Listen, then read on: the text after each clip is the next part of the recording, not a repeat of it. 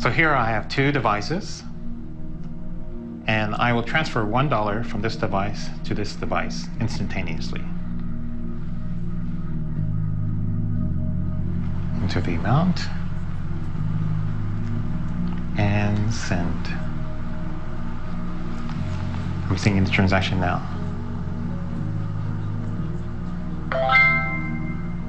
And there it is. What you've just witnessed is what looks like a standard financial transaction. Money was transferred electronically from one account to another. But while it appears like an ordinary bank transfer, it may perhaps be the most revolutionary technology you're likely to see in your lifetime. This technology is called Bitcoin.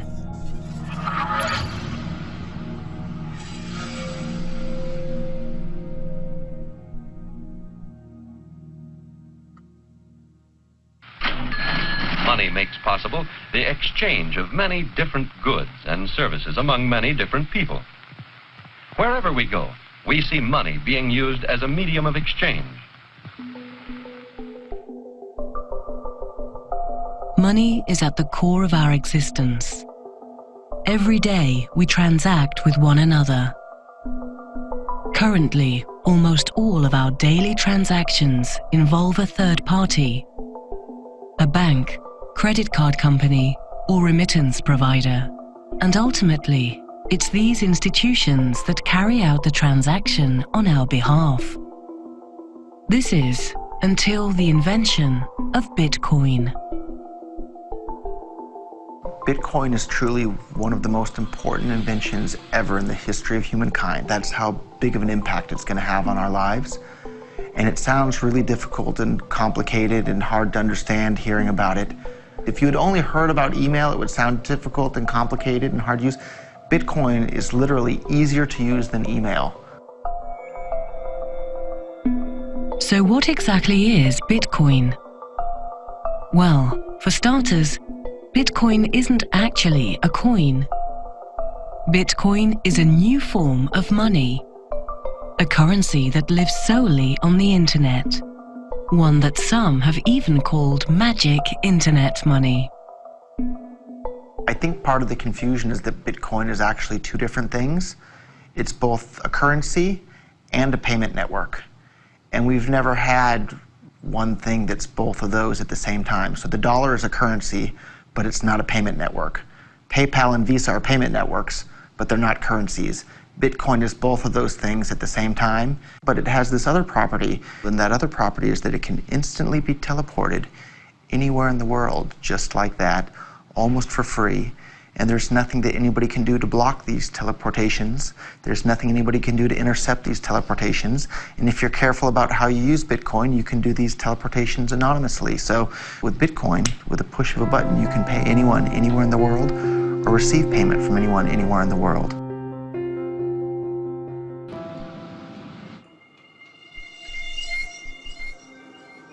Bitcoin enables users to send and receive money instantly without the involvement of a third party. This digital breakthrough allows the user to effectively become their own bank. This is a complex idea to handle, but the possibilities of this new bankless currency are enormous. はい、こちら3240円になります。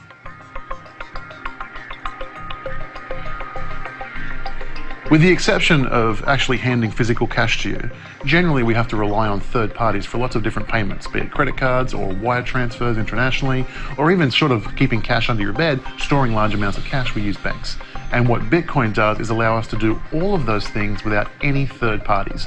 So in that sense, we can be our own bank, we can be our own payment system, we can be our own international wire system, we can be our own remittance system, we can do all of these things without relying on any other third parties. That's what Bitcoin allows us to do. I started out working at Bear Stearns back in 2007, so about a year and a half or so before the financial crisis really started to hit. And after Bear Stearns, I joined JP Morgan, where I became a VP, and that was my last job. All of these jobs were either Midtown or downtown Manhattan.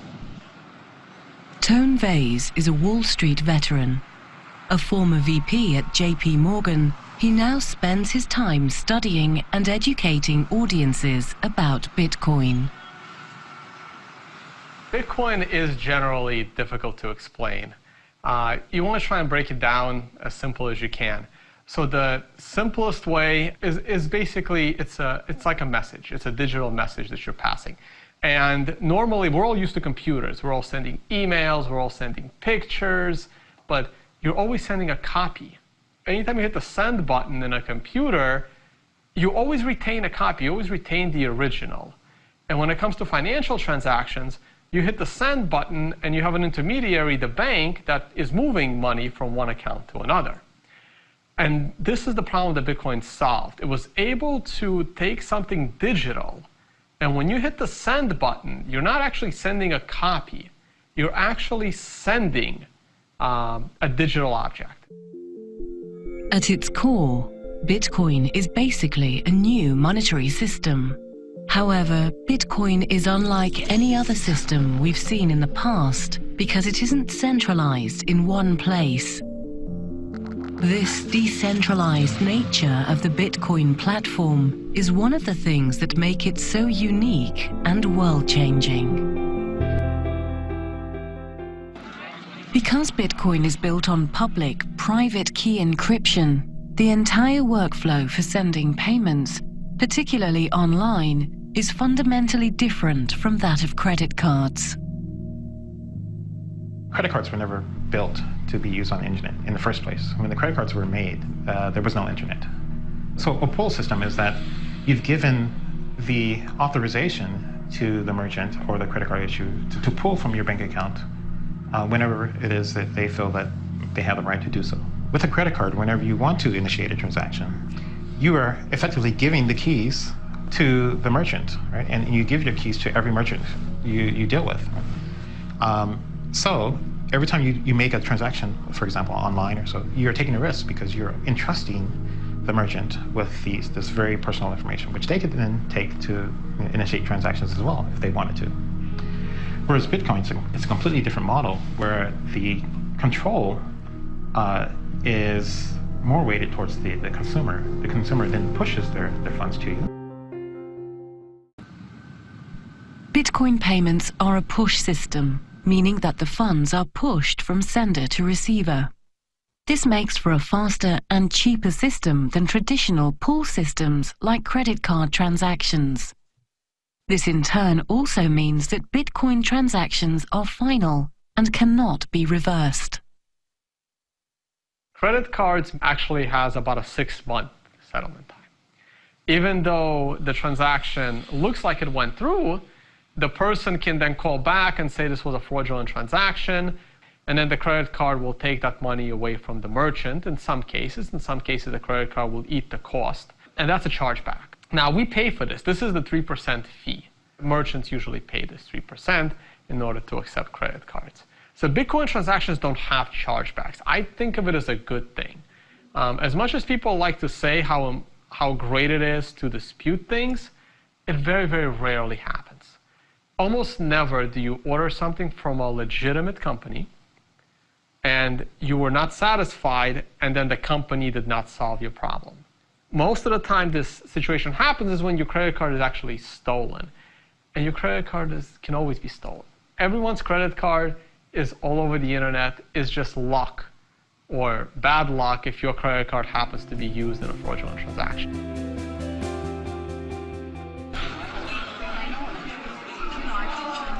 Regardless of the true identity of Satoshi, what he or she has invented could have profound effects on how our world evolves into the future. ビットコインで調べるとなんかかっこいいな。そんな感じです。最先端を行ってるっていう感じ。Because Bitcoin enables the user to act as their own bank, in essence, it frees the user from the traditional gatekeepers to their wealth. ビットコインはクレジットカードと違って支払いのサイトが、今まででしたら1ヶ月とか、60日後とかにカード会社からお店に支払われるものがビットコインだとそのサイクルが自由に決められますので非常に扱いやすいものだと思います。The first large publicly traded company to accept Bitcoin is Overstock, and they now ship goods to over 200 countries. Last I checked, Amazon only ships to about 50, 60 countries. So they're seeding entire markets with entire populations in the billions, not even fighting for that market share. Additionally, if Amazon accepted Bitcoin, there would be no fraud, there would be no chargebacks, so it would lower their costs. It would greatly increase Amazon's profit margins to accept Bitcoin.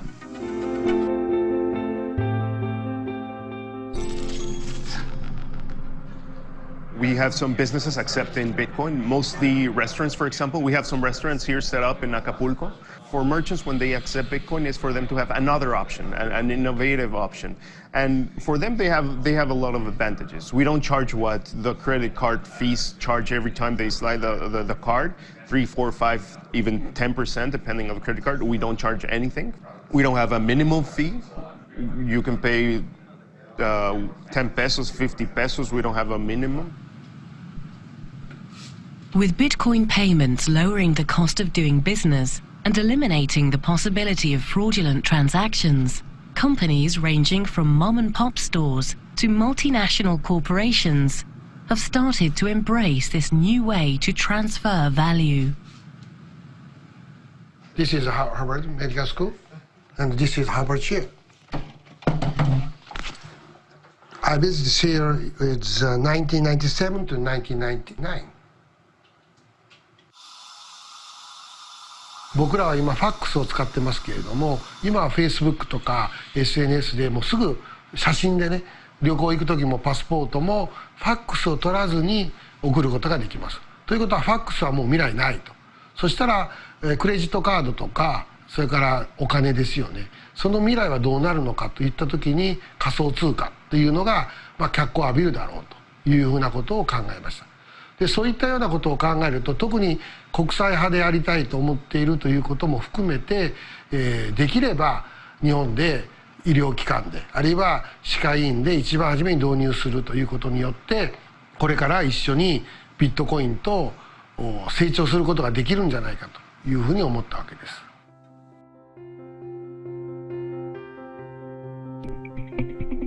During the global financial crisis, as cracks in the financial system spread, institutions once thought to be invincible were shown to be vulnerable. As we now know, governments around the world were forced to bail out financial institutions. A bailout is when government takes taxpayer money and gives it to an irresponsible financial institution to bail out their mistakes. A bail-in is different in that laws are written which permit financial institutions to take funds directly from customer accounts to shore up their losses. Such a thing occurred in Cyprus in 2013. When I started learning about Bitcoin back in 2013, especially during the Cyprus event, when banks were shut down and money was confiscated from people, I remember telling my coworkers, some of the PhDs, the quants, this is really bad.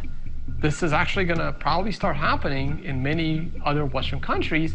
And they were all laughing at me saying, no, it's just Cyprus. It'll never happen here. And that's when I knew someone must have come up with a way to get around this problem. When a depositor deposits dollars or euros into the bank, title to the dollars or euros transfers to the bank, and those depositors become unsecured creditors of the bank. If the banks screw up for whatever reason, there's now been legislation passed in many of the countries where they can be bailed in, meaning that their deposits can be turned into shares of the bank. For the first time in the entire history of the world, anyone can now send or receive any amount of money with anyone else, anywhere, instantly, basically for free, and it's impossible for anyone, including governments, to stop them from doing that. And as much as I love gold can't do that, right? Think about that. Here, anybody in this room, you can now send and receive any amount of money with anyone, anywhere in the world. Right now, And there's nothing that anybody can do to stop that. That was not possible before the invention of Bitcoin, and that is a fundamentally world-changing technology for every single human being on the planet. Bitcoin allows merchants to accept payments for their products and services seamlessly. And although it's becoming a great tool for merchants to offer their products to previously untapped markets, it's the people in these developing countries who will benefit the most.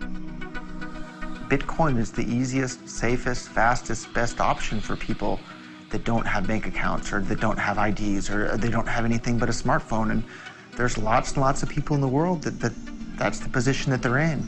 And Bitcoin is this fantastic solution and an opportunity for them to participate in the world's economy without having to deal with banks and having to jump through all these hoops. They just simply install an app and now they're a part of the world's economy. Something like 33% of the credit card transactions coming out of Africa are fraudulent. So nobody wants to take business from Africa. It's just too risky. With Bitcoin, you know the funds are good. So as a merchant, yeah, pay with Bitcoin. Also, anything you want, you know, that's legal to Africa. Then they're able to start having property rights. And property rights is really what's going to help lift them up out of poverty. So Bitcoin does get into this niche of the underserviced people in the banking industry. So a lot of third world countries, they may not have access to bank accounts. They might not even have IDs to open a bank account. But if they have cell phones and if they have access to the internet, they can now have the equivalent of a bank in their cell phone. According to the latest World Bank figures, there are approximately 2 billion unbanked people throughout the developing world. The adoption and use of Bitcoin in these countries could transform this human rights issue and allow the unbanked population of the world to participate in the global economy. I think it's part of the mentality where people are trained not to trust themselves with their own money. And so everybody puts their money in a bank for safekeeping. And so that sort of mentality where you put your money in some pooled company whose sole purpose is to safeguard it, that is a really hard stigma to break, to change. And I think this is the thing that's the most challenging about Bitcoin, is that it challenges people to question that stigma.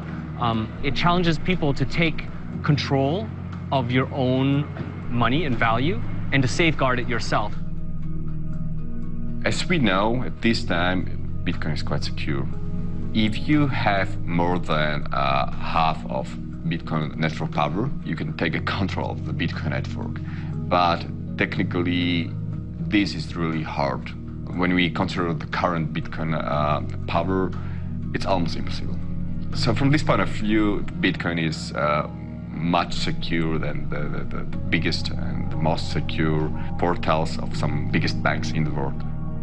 The problem is that many people do not trust Bitcoin just because there were a lot of news about hacking some Bitcoin portals and some exchange services and so on. The problem is that like all services based on Bitcoins is not a Bitcoin, you know, itself. So you cannot associate or you cannot associate the security of Bitcoin-based services with the Bitcoin itself.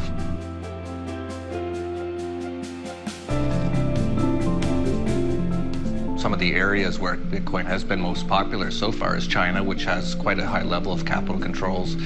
Other countries like China, Argentina, Iran, this is where Bitcoin's really caught on to a lot of people because you just simply, it's not easy to transfer money in or out of the country without going through regulatory problems or having to know someone in the government and things like that. So definitely that is a huge boost to Bitcoin. The advantages of Bitcoin continue to increase its popularity around the world, sometimes in the most unlikely of places. My name is David Hyatt and I operate the Phoenix Rising Cafe in Nimbin. This is where our Bitcoin machine is located, right next to the traditional ATM machine. So the customers have a choice of using either. I saw that the current banking system was rather restrictive, and the independence of people running their own banking systems really appealed to me. And the fact also that it was digital and we're living in a digital age, I just knew that it was something that would have to get traction over time.